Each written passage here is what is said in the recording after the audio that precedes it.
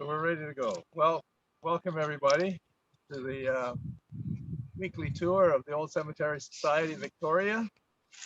My name is John Azar. I'm a volunteer with the Old Cemetery Society and also volunteer with the Canadian Scottish Regimental Museum, and which is the crest of the windbreaker that I'm wearing.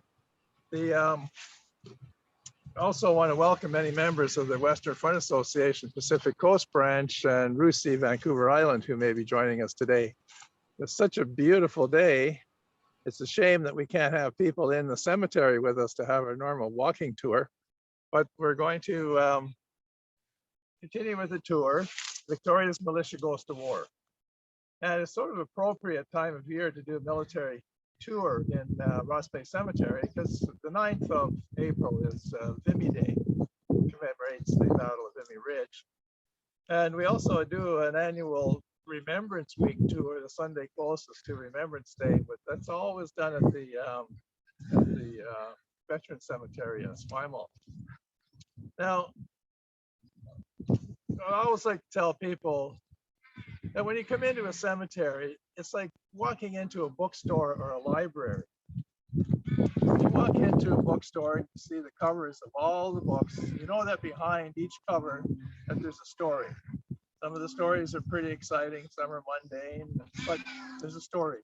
Similarly, you walk into a cemetery like Ross Bay with all these memorials. Every headstone is like the cover of a book behind which there's a story of the people that are buried there, or a story related to people that they knew. And that's usually the way we build the tours that are held every week from mid-February to mid-November. Now, today we're going to be speaking about Victoria's militia, and just give you a little background on the development of militia in Victoria. So as we know, Victoria was a Hudson's Bay fort established here in about 1842. But in 1860, there was the first volunteer group, the Victoria Pioneer Rifle Corps. And it was a unit comprised entirely of Black pioneers. And it lasted for several years before it disbanded. And then we go to about 1862 when the Royal Navy established its headquarters for the Pacific Squadron here in Victoria at Esquimalt. And they had moved up from Valparaiso in Chile. And so the reason for them coming up this far, in terms of the Pacific and the Royal Navy, of course, there was conflict in Europe, sometimes with the Spanish, who had were colonizing the Philippines, and then with the Russians. For instance, the Crimea War was France and England against the Russians in the Black Sea, the Crimea, but also Russia had a military navy base on the east coast of Russia. And so the Royal Navy finally established its permanent depot here. They had been coming in for years. And in 1865, they established their own cemetery, which now is the Esquimalt Veteran Cemetery. That's why you'll see very, very few Navy burials anywhere else. In 1894, so from 1878 on, the early days, when you have the Navy at a base, you need artillery to protect the base. That's called garrison artillery. And so the Royal Canadian Garrison Artillery, there were garrison artillery personnel from the British forces, and then there was Canadian Garrison Artillery, and there was also reserve units. And that was the early days of the artillery here, first at Work Point Barracks, and then that just kept changing and changing until it still exists today. It's the 5th Field Regiment of the Royal Canadian Artillery that's at the Ross Bay. Ross Bay, we're in Ross Bay, the Bay Street Armory. So just before the First World War started, in military circles, they were seeing that there was the potential for war with Germany. And so there was a movement to create militia regiments across the country. And in 1912, the predominantly English born folks living here in Victoria petitioned to have a regiment formed. And so they formed the 88th Victoria Fusiliers, an infantry regiment. And after that, the Scottish community in Victoria, which was very strong, because a lot of the Hudson's Bay people had were Scottish background, they petitioned and got approval to establish a kilted regiment, and that was the 50th Gordon Highlanders, and they were established on the 4th of September 1913. Now the Canadian Scottish paraded in something called a drill shed somewhere downtown where they were able to get together and do some marching. But in 1915, the Bay Street Armory was completed. And before that, there was an armory on Menzies Street that was built in 1894. And that's where the artillery were located. Now the Menzies Street Drill Hall or Menzies Street Armory still exists. The building's still there, just behind the legislature building. It was turned over to the Canadian government in the early about 1920s, and it became the home of at the time there was the BC Provincial Police and the Motor Vehicles Branch.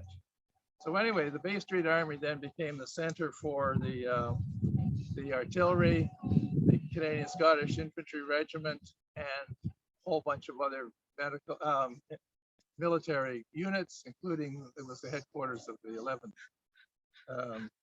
11th Military District. So when the Canadian Scottish was formed, the new commanding officer was Lieutenant Colonel Arthur Curry, and he had been the commanding officer of the artillery. So he moved from the artillery, then he went to the Canadian Scottish, and then he went on from there when war broke out. So just before we go on to Canadians militia going to war, just want to tell you a little bit about a funeral that took place here in Victoria for a fellow who's buried where I'm standing right now. Captain Hugh Salisbury Lloyd. He was born 24th of September 1879 in England. He was a member of the Royal Marine Light Infantry, RMLI. And if you were at the Veteran Cemetery, you would see RMLI quite a bit, and you would see RMLA, which is Royal Marine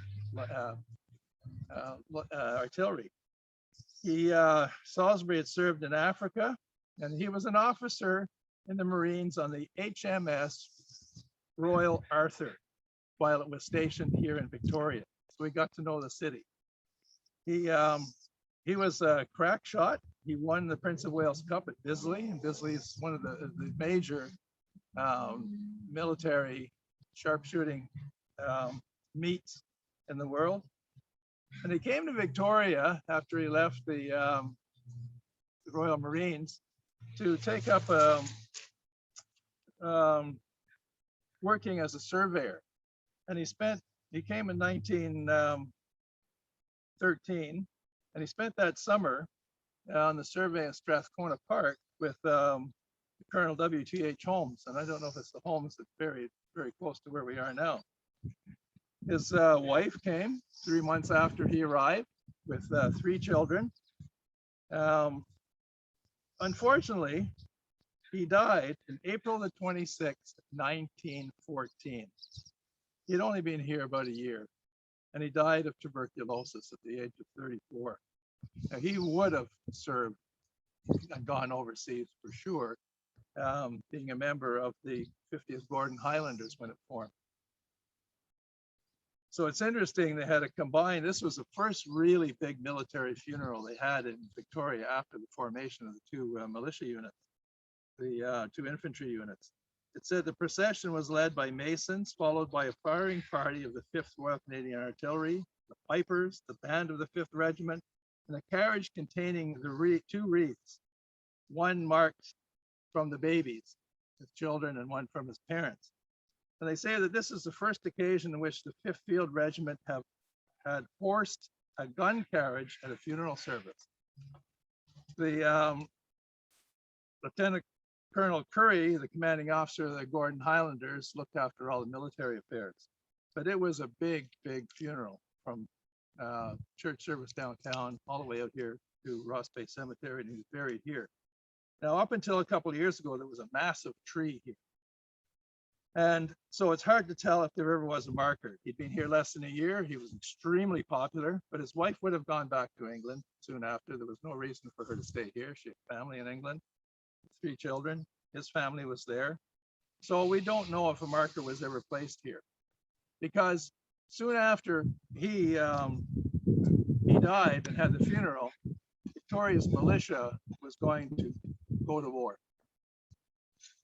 Now the buildup, as we talk, build up to the First World War. There's a couple of terms that you're going to hear. One is CEF, and you'll see that in a lot of the markers. CEF stands for Canadian Expeditionary Force.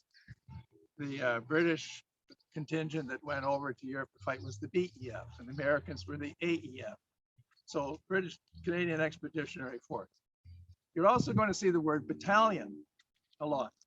Either the full word battalion or BTTN or BTN. Now the battalion was the primary fighting unit, and it consisted of about 1,000 men. And it was broken down into 4 companies of about 200 men each, plus headquarters and some special units. A company was broken down into 4 platoons, and platoons were broken down into 4 sections. So I mentioned that because platoons and sections is where most of the men established their relationships with their buddies and their comrades. The war could become very abstract when you're in the trenches or going over the top or in a battle. Who are you fighting for? What are you fighting for? You're under bombardment, but you know that there's those 12 guys in your platoon, and there's those 50 people, 12 guys in your section and 50 people in your platoon. And that's where your relationships are, and that's quite often why you just continue and you're able to continue. So in 1914, on July 16th, military circles were seeing the potential for war breaking out. They had established these reserve units across the country. But here's what it said in the Globe and Mail on that date, July 16th, 1914. The relations between Great Britain and Germany are most satisfactory. And so far, from the 2 great Germanic nations going to war, all their immediate interests are bound up with the maintenance of peace. On economic grounds, to which alarmists always point as a collapsing cause of German military policy, Germany has nothing to gain and much to lose by going to war. 16th of July. A few weeks later, on August 4th, 3 p.m. Victoria time, 11 p.m. in London, Great Britain declares war. Canada was automatically at war when Britain declared it. It was in the spirit of light-hearted optimism and exuberant enthusiasm that Britain and her empire went to war. And the recruitment in Victoria started very, very quickly. Initially, the reserve regiments were the one who provided people from the sort of the Gordon Highlanders perspective. By August the 11th, 1 week after the declaration of war, they had mobilized at Willows Exhibition Grounds. And there's the Willows Expedition Grounds is in Oak Bay. It's not Willows Beach. The exhibition grounds is where Carnarvon Park is now. And it was a huge park. It had racetrack, exhibition buildings. And I don't know, we're going to try and see if we can get this picture, but here's the 50th Gordon Highlanders at the camp at Willows. And there are other pictures that you can find online that just show the camp and the size of it and various parades taking place over time. So the 50th Gordons and members of the 88th Fusiliers became part of the first contingent that went over. So here they were at camp 1 week after war was declared. And then that was August the 11th. By August the 28th, they marched from Willows Beach downtown to the harbor. They got on a ship, the SS Princess Sophia, 8 officers and 254 other ranks. 6 p.m., they arrived in Vancouver. 6 p.m. the same day, they were on a troop train departing the CPR depot in Vancouver. They arrived in Quebec City on the 3rd of September. So about 5 or 6 days after they left here. But while they were still on the train, initially, a lot of the reserve regiments thought that they would be recruited, would be fighting in their own reserve regiments under that name. But they knew, the officials in Ottawa knew that these units were small and they would not be able to keep reestablishing members as people got injured or killed. And so they started the numbered battalion system. And that's where battalions started. So groups of the 2,000 men, and they were numbered. So the first 16 went overseas as the first contingent. While they were on the train, the Gordon Highlanders found out that they were going to be combined with the 72nd Seaforth Highlanders of Canada from Vancouver, the 79th Cameron Highlanders from Winnipeg, and the 91st Highlanders, the Argyll and Sutherland from Hamilton, Ontario. And they became the 16th Battalion. And so they found that out the day before they arrived in Quebec City and Valcartier.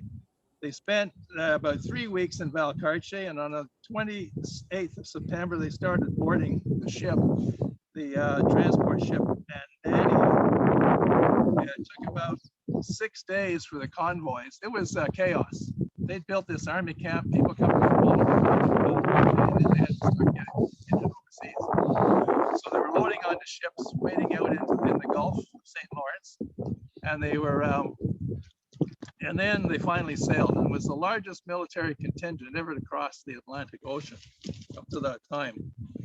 So they arrived in England. So they departed October 3rd. They disembarked at Plymouth on the 18th.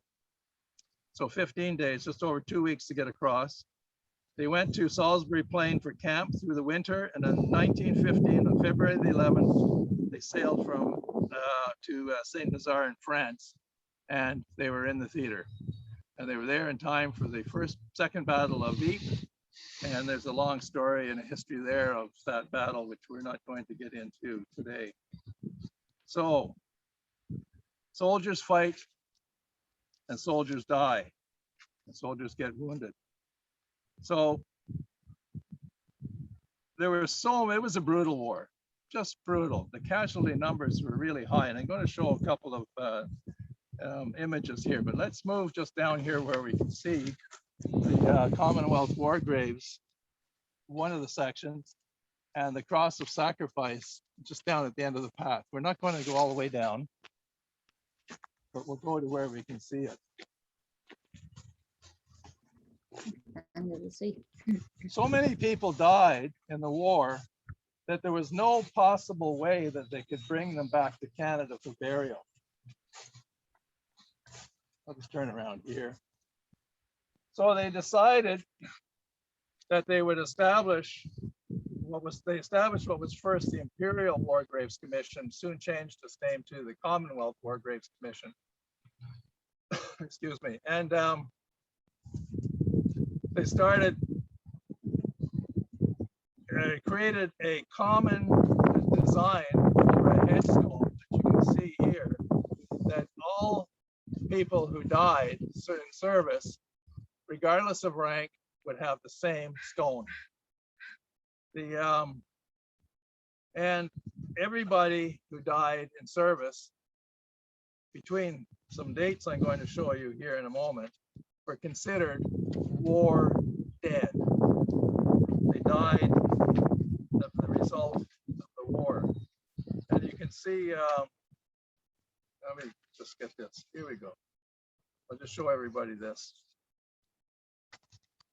Now, there's a distinguishing between war dead and a veteran. Can you get that, Paul? So if you died, they had a cutoff date from the beginning of the war. So for the First World War, from the 4th of August, 1914, if you died between that date and the 31st of August, 1921, you were considered war dead. The armistice for the First World War in Europe was the 11th of November, 1918. But they recognized that people would be dying of their injuries for a while after that. So they established this cutoff date on the 31st of August, 21.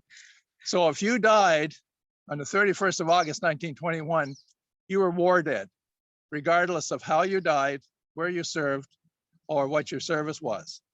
In the Second World War, it was from the first date of the war, 3rd of September 1939 to December 1947, where the war ended in 1945. So they had that cutoff date. If you died after the cutoff date, you were a veteran. So all war dead are veterans, but not all veterans are war dead. And so it was the Commonwealth War Graves had the obligation and the responsibility, which they took very, very seriously, of burying all the soldiers who were war dead in the First World War and again in the Second World War.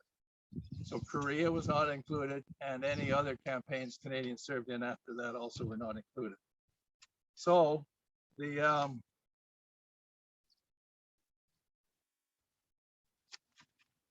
this is the example of the standard cemetery marker. Let's see if we can get this picture. What we're seeing here is one of the largest Imperial War Grave Commissions or then Commonwealth War Grave Commission cemeteries, Tynecott in Belgium. Now, as you can see here, the rows and rows and rows of evenly placed markers, those were people who died. This was established after the war, who died in various surrounding places whose bodies were moved here for burial. Now you'll notice that it's a little different at the top. And right here near the cross of sacrifice is what was called a battlefield cemetery. There are no Canadians in this large, massive part here, or in the part on the walls here were names of those who died and bodies were never found. But the Canadians here had died in battle before the cemetery was created. And this was, they left the original part as it was. And so the battlefield section, and then the section that was recreated after the war. And also, there was a huge, huge, huge number of bodies that were not identifiable. This war, again, said was awful. And the biggest killer by far was artillery. And so they also had the inscription of everybody who's died, whose body wasn't found, is inscribed somewhere in a Commonwealth War memorial. This is the Menin Gate in Ypres, Belgium. And Canadians who died in that sector are all named on one of the many, many panels that exist here.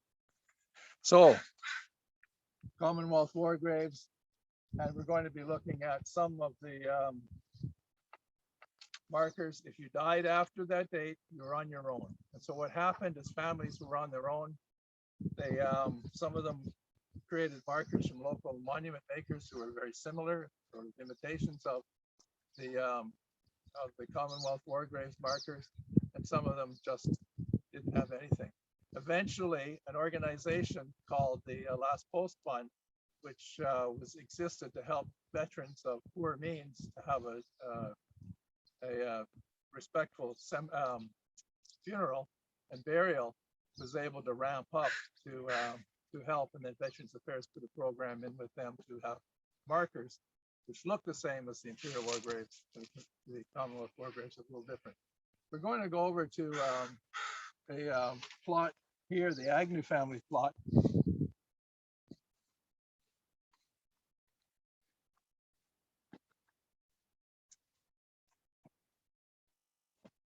This is one of the nicest memorials in the cemetery.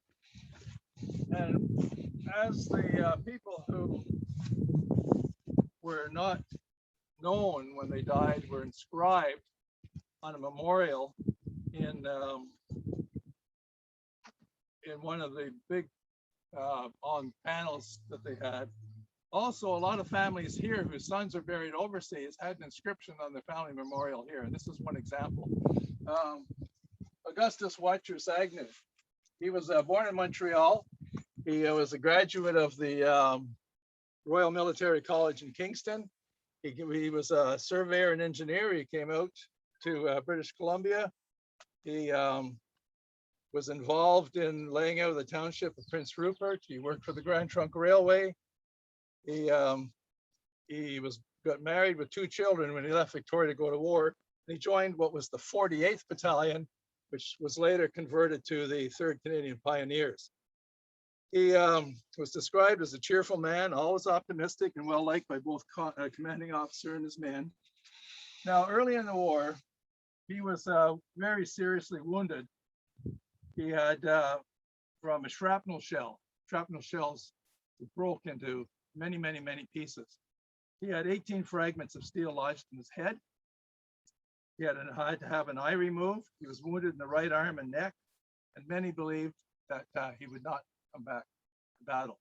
So he was sent to hospital in England. He rehabilitated, and he would deserve, and he had offered what they called a safe job, where he would stay in England, and because the amount of logistics and organizing involved in a war like this is massive, massive, massive, and there's lots of jobs for people.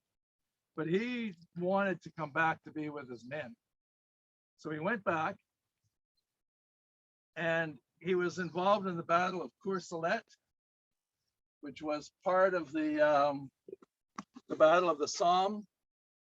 And the battle that lasted, the Corsolet part of the Battle of the Somme lasted about a week, and 7,200 Canadian soldiers were died or wounded.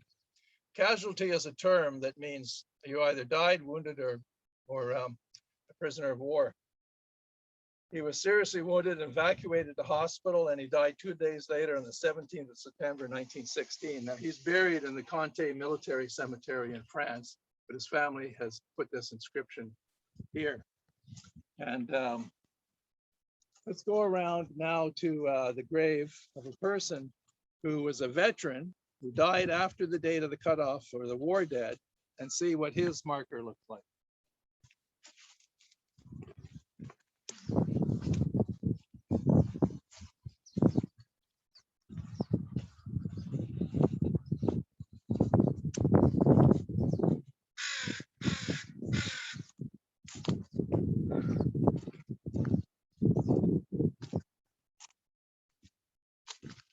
There's another one here.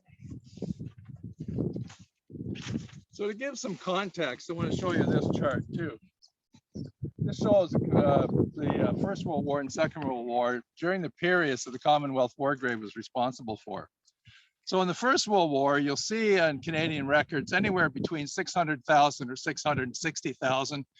It all depends on whether, so nowadays we include Newfoundland, but at that time, before they joined Canada, they were a separate colony. So you'll see various numbers, but roughly 658,000 Canadians served overseas, listed 418,000 served overseas, 65%. Now war dead, there were 68,000, 10.3%.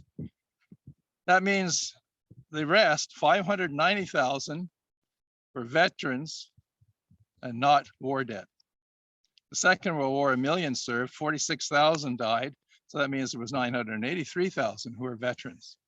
So what that means is that veterans buried in Canada, there's 1.5 million veterans buried in Canada at more than 2,837 locations.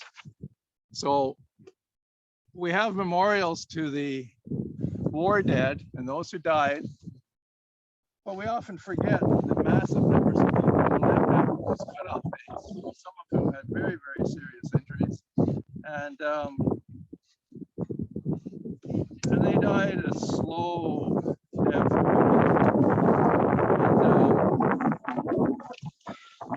And, there's a marker that exists in a cemetery up in the Cowichan Valley that a church is no longer used that has this burial for this person. Oswald Lumley Lunham, Captain of the CF, served at Passchendaele. He survived, but he was called to his rest after long suffering patiently borne in 1930. So long suffering patiently borne was what a lot of people experienced for the rest of their lives, whether their lives were short or long. And it's important to remember.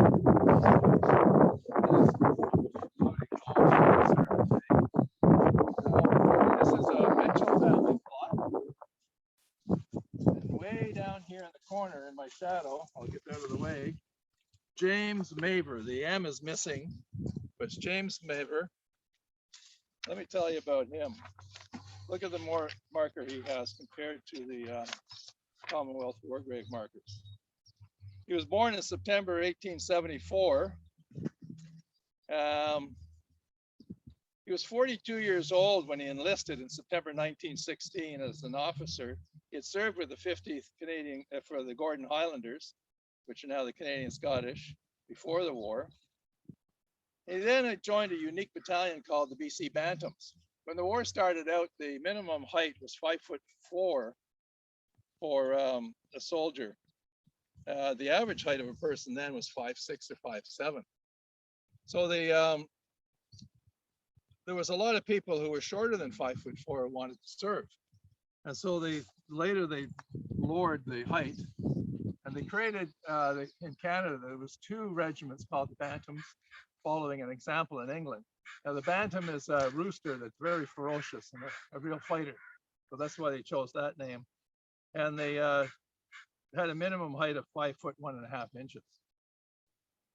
Anyway, so Maver joined them. We don't know how tall he was from the records that are available, but he was wounded during the Battle of Vimy Ridge and awarded the Military Cross. He had he was wounded a second time in 1917 and had his hand amputated. So that brought him home.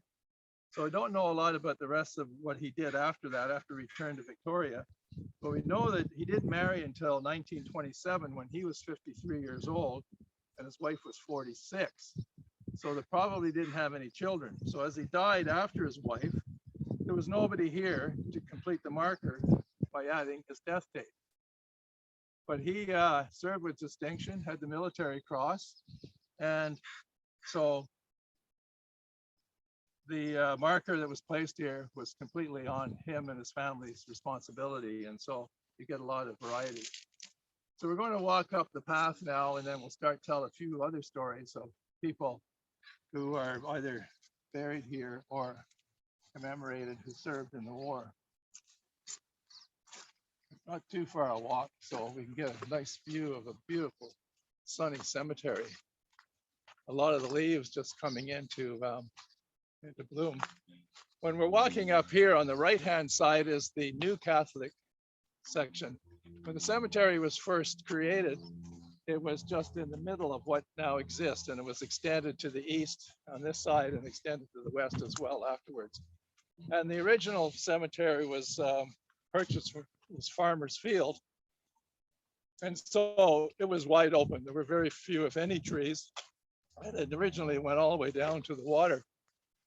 It was in the 1930s that they had a program of tree planting and they turned it into an arboretum. So an arboretum, or from the French word for tree, arbor, is a tree park. And there was trees from all over the world. And so some of them are coming to age now, being replaced. That's why you get this beautiful wide variety of trees. As we walk along here, there's a story that's often told. We're all talking about men today, but women played a huge, massive role in the war. And it's a family of a story that Yvonne van Ruskenveld tells about nursing sisters and Christina Campbell and some of the service they did. I won't go into that. That's another tour that you will hear again. But we want to stop at the plot of the Powell family.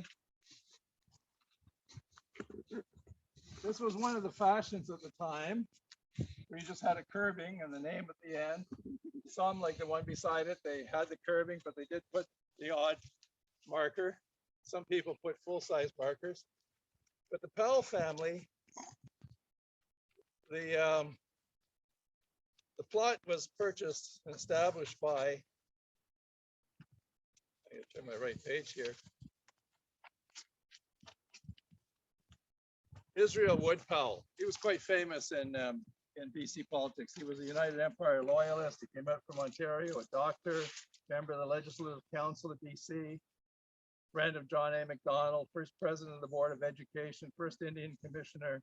He and a couple of others developed the town site of Granville into Vancouver, first chancellor of the University of British Columbia, and he died in 1915.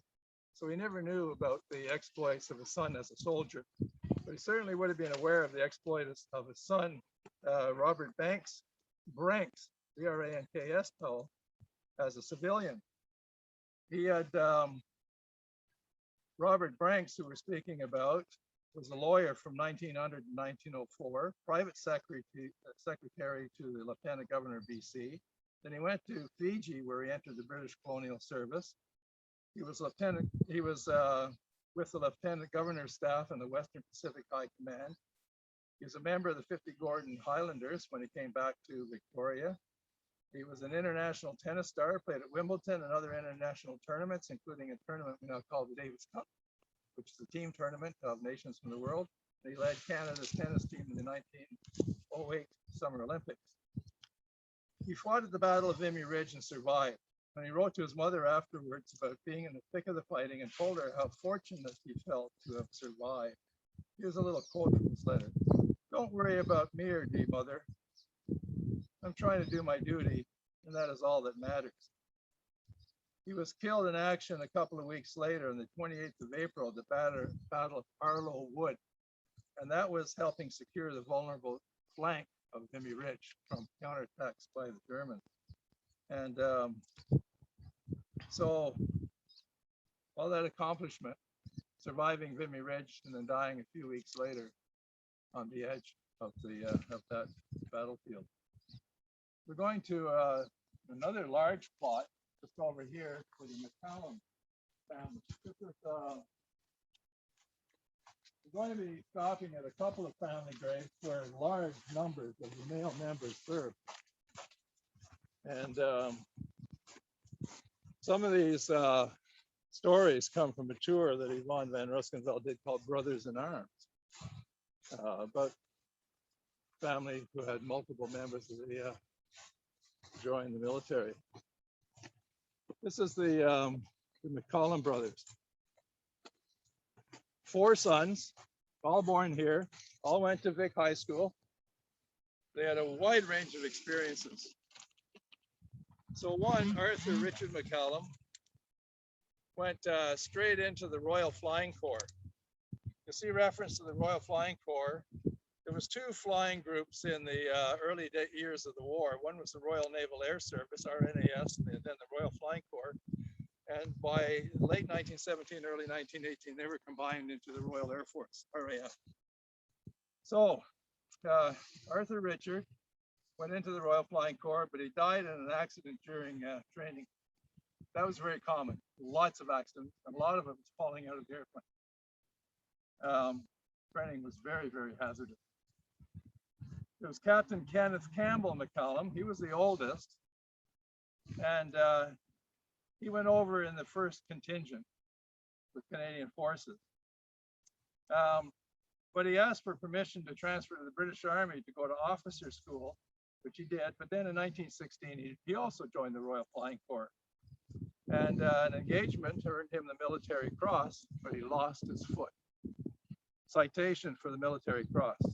When engaged in escorting a formation of bombing machines, bombers as we call them now, he was attacked by 4 hostile aircraft, bringing down 2 of them. While fighting these, he was attacked by a large hostile formation which completely surrounded him. Although badly wounded in the feet, he succeeded in effecting a safe landing behind our line. So even though he could no longer fly, he stayed as an instructor. He returned to BC to live. He didn't return to BC. He stayed in England. He became manager of the prestigious Brown's Hotel in London, and eventually the managing director of Trust Houses Limited, a hotel chain, which is now Trust House 14, I believe. And he was appointed Queen Commander, Order of the British Empire at CBE in 1958, and he died in London in 1964 at the age of 73. Another brother, Eric Edward Napier Mccallum, he was the 3rd son, and he's the only one that didn't go into the Air Force. He enlisted in 1916 with the infantry. He was on his way, in June of 1916, he had multiple wounds from an exploding shell, and his wounds became septic. He was shipped back to the UK for treatment and also managed to catch the flu. He then went back. He received the Distinguished Service Order, a high-level honor. A citation: went on patrol with 2 scouts. One of the latter was killed and the other wounded. Although himself wounded 3 times in the back and once in the leg, he dressed the other man's wounds and carried him some 600 yards under heavy shell fire. So after that, Edward Napier recovered and he went back into the field, and he was mentioned in dispatches, which is also a commemorative award. You receive a medal for various levels of bravery, and just under that, not receiving a medal was mentioned in dispatches. It means you did something quite extraordinary, but not quite at the level awarding. In 1917, he was gassed at Passchendaele. Boy, this guy sure went through it, which phosphine and mustard gas, extensive burns and inflammation to his trachea, and his eyesight affected. This time he got sent back to Canada, 1917. Then he came back. He came back to Europe in 1918 and wounded for a 3rd time, a gunshot wound to the arm. Now, this also brings up one of the things that in the war, the transport back and forth of hospital ships, bringing the wounded back to Canada who could no longer stay in Europe.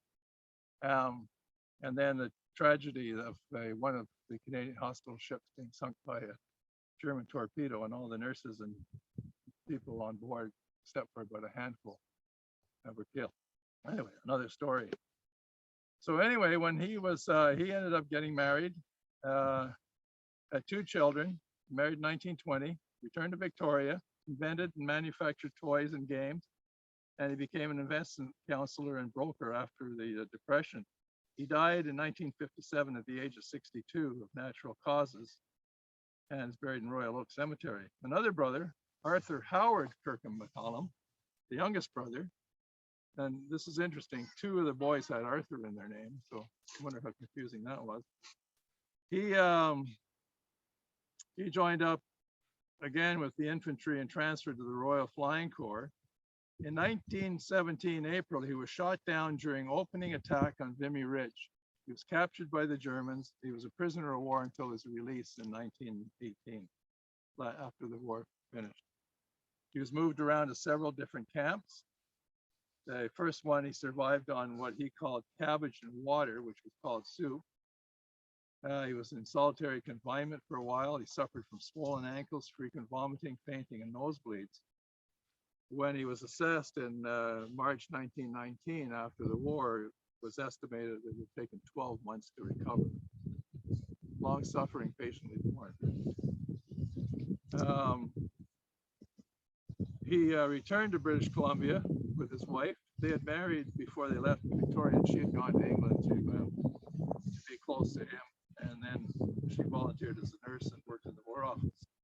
They later divorced, and they remarried in 1930, and he joined the Royal Canadian Air Force as a wing commander in the Second World War, retired to the Okanagan, where he died in 1973 at the age of 78. So quite a distinguished career. Veteran, not war dead. Now we're going to look at a couple of markers and quick stories of very close to here.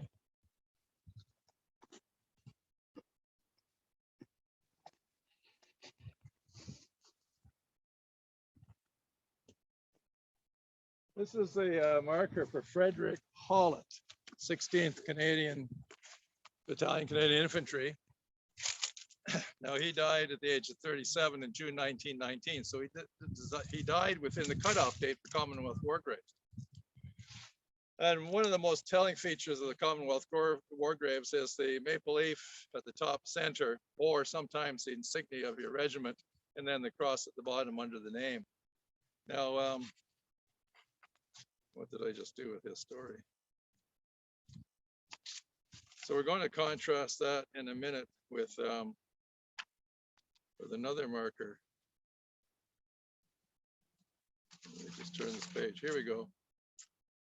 He was born in Portsmouth, England, and he served with the Royal Fusiliers for 8 years before coming to Victoria. And then he spent some time with the Royal Canadian Garrison Artillery. And he was 32 years old when he enlisted in September 1914, and he sailed with the 16th Battalion on the 1st Contingent.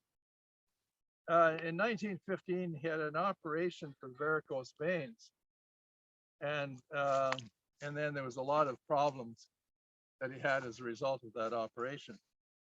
And so he was transferred to the 17th Battalion, which was the Nova Scotia Battalion, and for a while. Then he applied to be in the military police, and in 1916 he was taken on strength with them, but he was sent back to the 17th for misconduct. And that was February 1916. In July 1916, he was charged with misappropriation of funds and sentenced to 1 year of hard labor. And that was commuted to 3 months. So then November 1916 to January 1917, he was hospitalized with an ulcerated leg, again, related back to the varicose veins. He then, after he recovered from that, it's several transfers, came back to Canada, and he's taken on strength. That means he was attached to the 11th Casualty Unit in New Westminster, BC. And he was discharged from the Army in August 1918, saying that it was basically no suitable employment for him.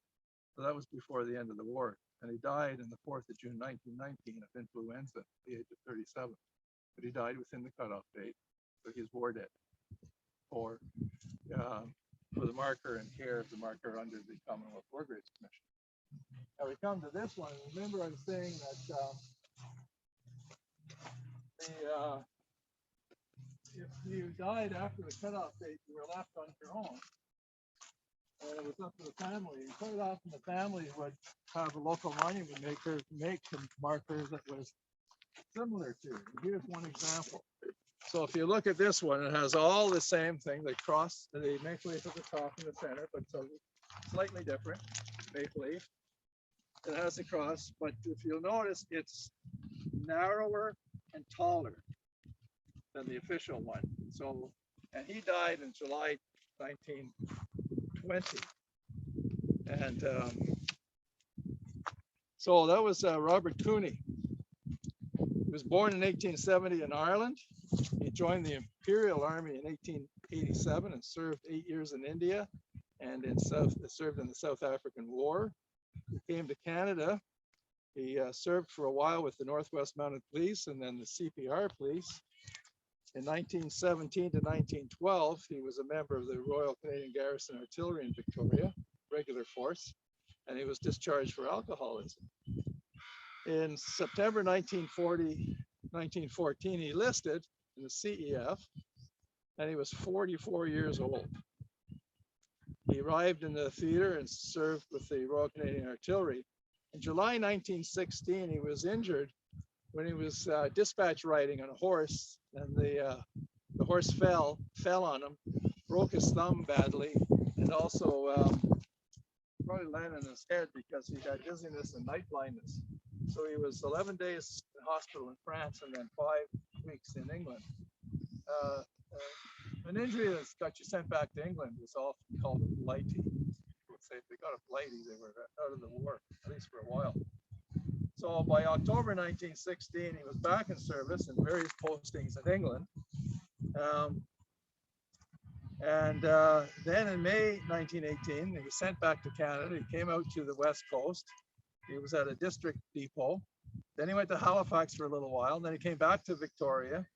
And on the 20th of December 1919, he was discharged at the age of 49.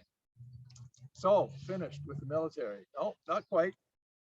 In October 1922, at the age of 52, he re-enlisted in the regular army for 3 years and the service corps. He's down to a private now. He'd been a sergeant at one time. And he died on the 24th of July, 1925 of tuberculosis, 55 years old. So we got one more stop, 2 more stories.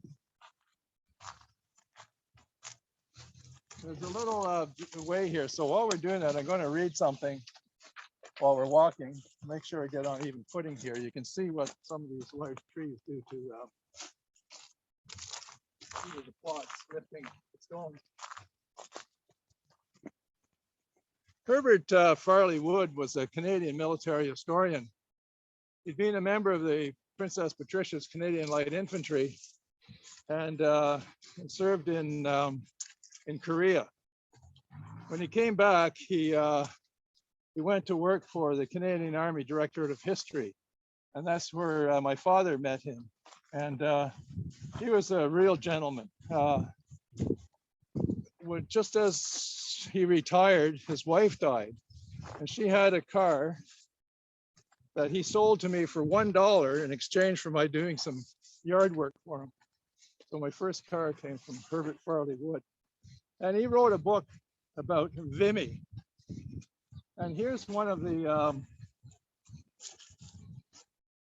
quotes about fighting in kilts. So we talk about kilted regiments. Quote, "One of the more exasperating absurdities of dress was the kilt, and no fewer than 8 Canadian battalions wore it with a fierce pride that made nonsense out of reality. Heavily pleated, it could not be cleaned properly under battlefield conditions. On the march, when the kilted columns hunkered down for the 10-minute break that was decreed each hour, the garment picked up gobs of wet mud, which, when it dried, lacerated the calves of the marching legs. All men smelt in the line, but none gave off so basic an odor as the kilted Highlander.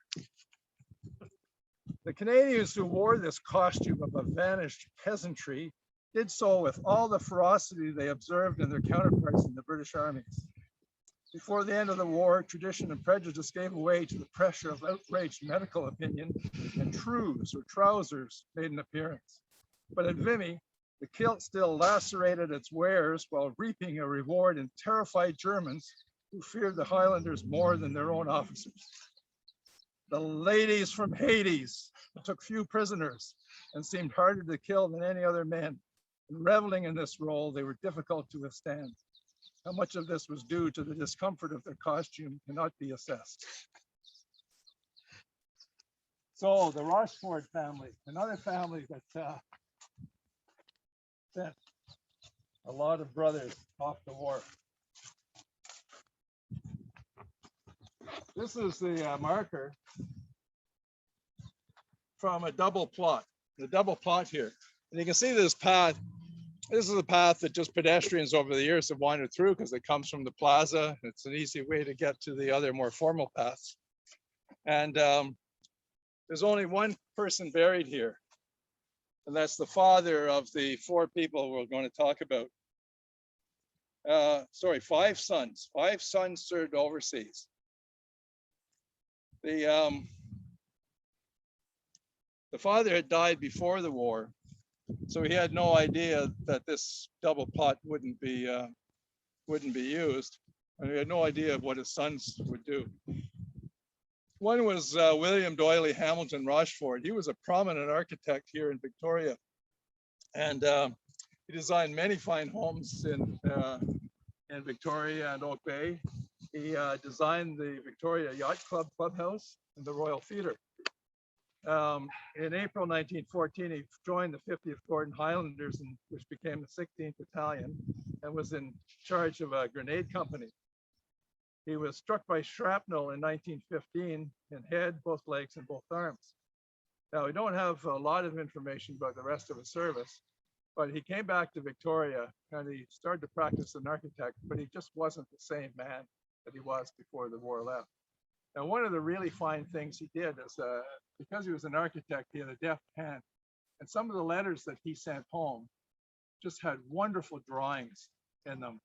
And there's a couple of pages on the City of Victoria Archive site that's really well worth looking up.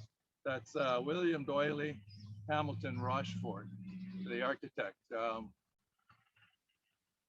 There's a reference in the obituary to one of his brothers, and years later that said when the brother died that William was in Florida when he died. So I don't know what the history is there.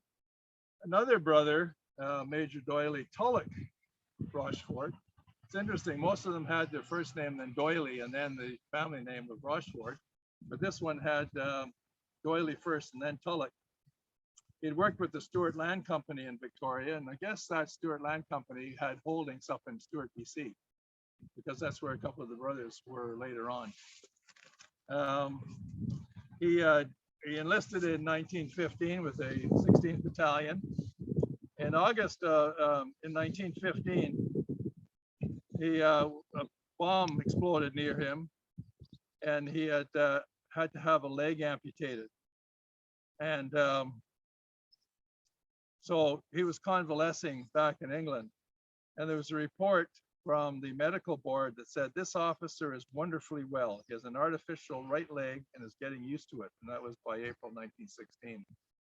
So again, he married in 1916. His mother had gone over to England to be near their boys.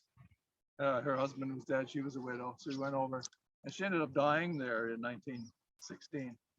And so in July, just after, July 28th. So she was there for his wedding on 5th. Now there's another reference. What happens when you go to the war records online from the Archives Canada, some of them are very hard to read just by the condition of the paper. And I can't confirm this, but I also said that in November 1917, so this is a guy with an amputated and an artificial leg, it said he had a contusion to the head when his motorcycle collided with another. And I put him in hospital for a few days. So that's quite something. So he was awarded, now this is something I had never ever seen or heard of before. He was awarded the Order of St. Anne, second class with swords. And so I haven't had a chance to do much research on this, but this was the Order of St. Anne. It was a Russian award, and it was given to people who had very distinctive careers in either government or in the military. The military version has the swords crossed, but that's the Order of St. Anna or Order of St. Anne. So again, that's you always find out something new and something else to look into. So how he received that from the Russians, I have no idea. In March 1937, he came back to Canada. He was living in Vancouver. Don't have a lot of information on what he was doing there, but when he died in March 1937, he was there was a service at St. John's Shaughnessy Church. He said all ex-16th Battalion members, Vancouver Scottish, and members of the Amputations Club met at church wearing their berets and medals. Berets, spelled B-E-R-R-I-E-S, but meaning berets. There's three other brothers. Arthur Doyley left Victoria with the first draft of the 50th Gordons in 1914. But on the way, he got rheumatism and was returned here to Victoria. Then he joined the BC Horse, which is a regiment that got folded into, I think, the 2nd Canadian Mounted Rifles. And they weren't going overseas quickly enough, so he asked permission to go over to England on his own nickel to get officer training, which he did, and he joined the Royal Field Artillery and the Imperial Force, the British force. In 1916, he participated in hard fighting in Salonika in the Mediterranean, and he was awarded the Military Cross. And he did some action, and on 10th of November, he was wounded in action while he had joined the RAF. He was flying, wounded in action, and he died 10th of November, 1918, 8 days before Armistice. And he's buried in the Suez War Memorial Cemetery in Egypt. Another brother, Lieutenant Henry Doyle, was 5 years with the 5th Artillery Reserve in Victoria, enlisted into the 11th Canadian Mounted Rifles. He went to the 29th Battalion, Vancouver Battalion, also known as Tobin's Tigers, serving in France. He rose from corporal to lieutenant by 1918, mentioned in dispatches. And in October 1918, he was wounded in duty, and he had neuritis of the left arm. And neuritis is? Don't know, I haven't looked that up. But anyway, left arm injury. and he came back to Canada and he was demobilized in Ottawa. One last brother, Lieutenant John Doyley Rashford, was with the 50th Gordon Highlanders, 15th of March 1915. He was with the 48th Battalion, which became the 3rd Pioneers. He was in Etaples, France, with scarlet fever, hospitalized. Etaples was a town on the coast of France where there was a lot of hospitals because it was very close to England. He was 28th of September in 1918. He was wounded in the left buttock and right shoulder. He went in the hospital in France and several hospitals in England. He was considered unfit for service for 6 months, returned to hospital in Canada.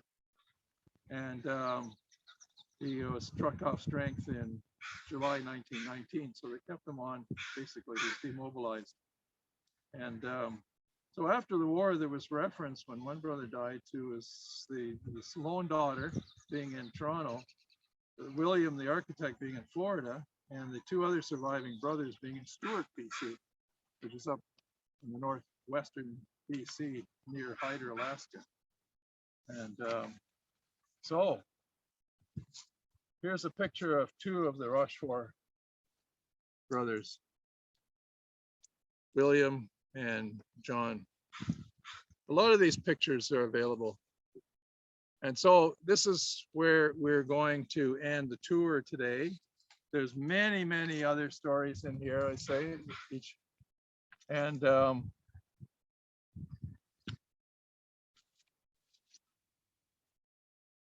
troop ship. Let's finish with that. A lot of the soldiers that came back in the demobilization, as we say, there was 400,000 plus Canadians went over 3-4 year period. When the war ended, they all wanted to come home right away. So demobilization, getting them back home again, was a big issue. They had figured with all the shipping that was required. So they allowed the Canadians who had British relatives to have long furloughs in England because they knew they wouldn't be able to, a lot of them would never come back to England after they came home to Canada. They figured they could ship about 50,000 a month. But the problem was the railroad capacity once they got to the East Coast was only about 25,000 a month. And so a lot of soldiers had to stay longer than they wanted. And in fact, at one point there was a mutiny in a camp in Wales, a Canadian camp.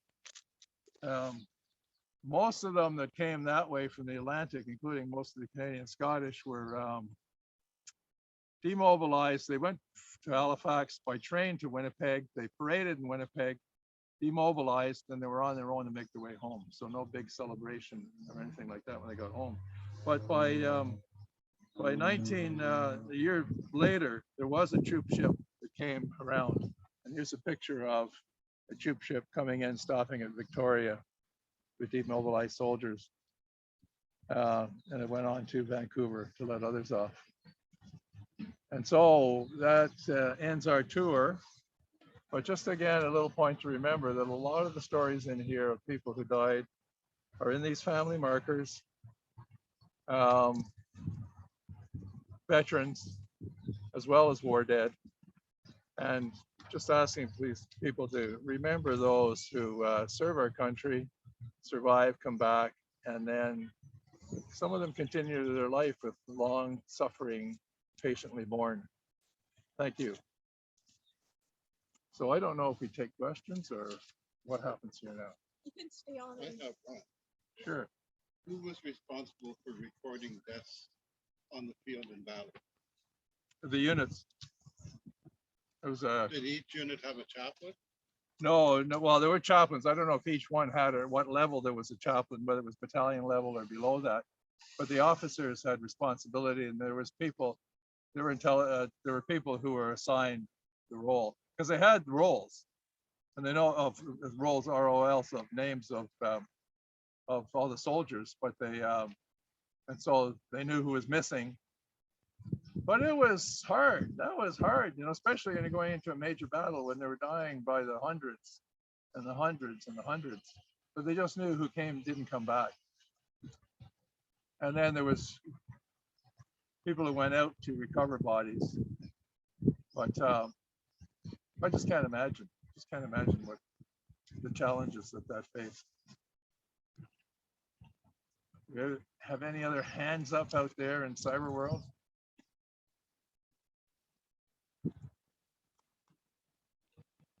And if not, we'll sign off. Thank you, everybody.